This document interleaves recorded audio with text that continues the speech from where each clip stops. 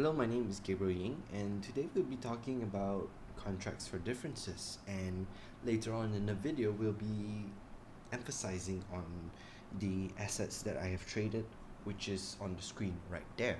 Now, first off, to define what is contracts for differences, it is a form of contract between two parties, which usually involves the investor and the investing bank. Now, what happens is that both parties will exchange the difference they gain or lose based on the opening price and closing price of the specific financial instrument.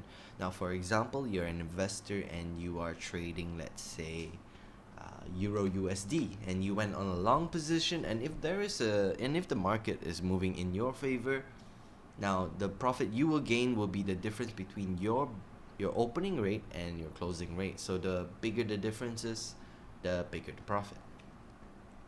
Now, CFD has a lot of different types of contracts, such as commodities, forex, indexes, shares, cryptocurrency, and etc.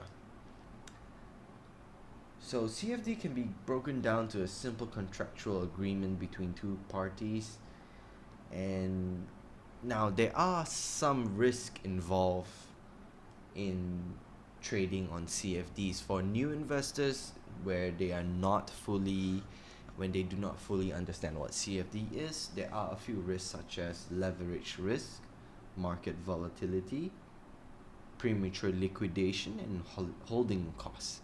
Now, I would explain a little bit on leverage risk, meaning that when you trade on a CFD, you have a leverage, meaning you only pay a small percentage of the entire cost of that specific financial instrument. So you might gain a huge profit or you might lose a very big loss.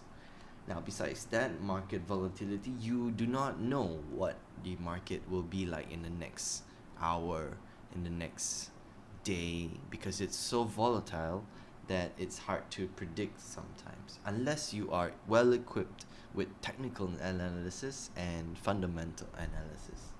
Now, later on, the next risk would be premature liquidation risk, meaning that, for example, your margin call, where your margin required. For example, if you couldn't be able to pump in more money into that specific financial instrument, that trade that you purchased or short might close because that you do not have enough funds in that specific trade. So this might automatically close and you might lose a big loss.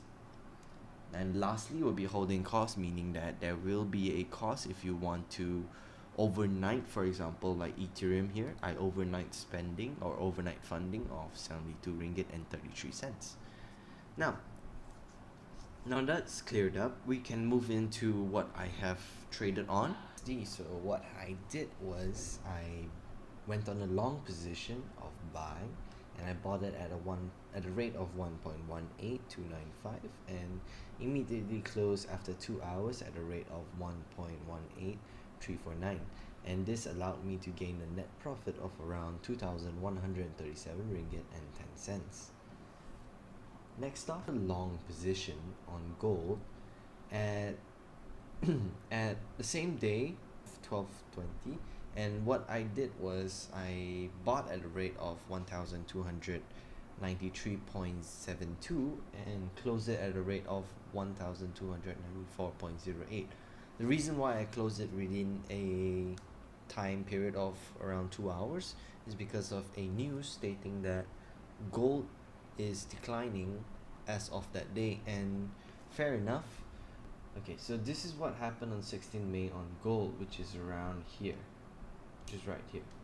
It showed a very big decline, and I immediately bought it at the lowest point possible, and I closed it at around here in the same day. So this was my only profit gain, and I didn't want to take any risk. Moving on would be the Tencent. So what happened on Tencent is that I received a news from my friend that market share for Tencent is rising, so I immediately bought on the same day at a rate of 394.88, and I closed it at a rate of 397.02. Now, the reason why I bought is because that when the market value of a company rises, so does the share price. So that's why we got a profit of around 971.65 cents. Bought a cryptocurrency called Ethereum. Now, the reason why I went on a long position on 18 May is because of a news stating that most or almost all the major cryptocurrency such as Bitcoin, Ethereum, and EOS was having a rebound stage, meaning that the prices will increase sharply. So what I did was I bought at a rate of 674.08, and I set the profit at 700.26. Now this allowed me to take a huge profit, the one of the biggest profit compared to gold, Euro USD, and Tencent.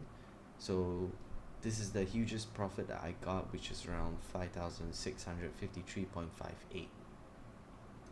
Now, just as a reminder, all this money was actually virtual money, and I have learned a lot. Thank you very much.